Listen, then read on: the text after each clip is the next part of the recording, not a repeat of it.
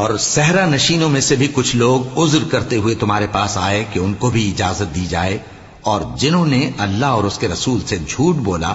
وہ گھر میں بیٹھ رہے۔ سو جو لوگ ان میں سے کافر ہوئے ہیں ان کو دکھ دینے والا عذاب پہنچے گا، نہ تو ضعیفوں پر کچھ گناہ ہے اور نہ بیماروں پر، اور نہ ان پر جن کے پاس خرچ موجود نہیں کہ شریک جہاد ہوں، یعنی جب کہ اللہ اور اس کے رسول سے مخلص ہوں۔ نیکوکاروں پر کسی طرح کا الزام نہیں ہے، اور اللہ بخشنے والا ہے، مہربان ہے۔ اور نہ ان بے سر و سامان لوگوں پر الزام ہے کہ جو تمہارے پاس آئے کہ ان کو سواری دو، اور تم نے کہا کہ میرے پاس کوئی ایسی چیز نہیں جس پر تم کو سوار کروں، تو وہ لوٹ گئے، اور اس غم سے کہ ان کے پاس خرچ موجود نہ تھا ان کی آنکھوں سے آنسو بہ رہے تھے۔ الزام تو ان لوگوں پر ہے جو دولت مند ہیں اور پھر تم سے اجازت طلب کرتے ہیں، یعنی اس بات سے خوش ہیں کہ عورتوں کے ساتھ جو پیچھے رہ جاتی ہیں گھروں میں بیٹھ رہے ہیں۔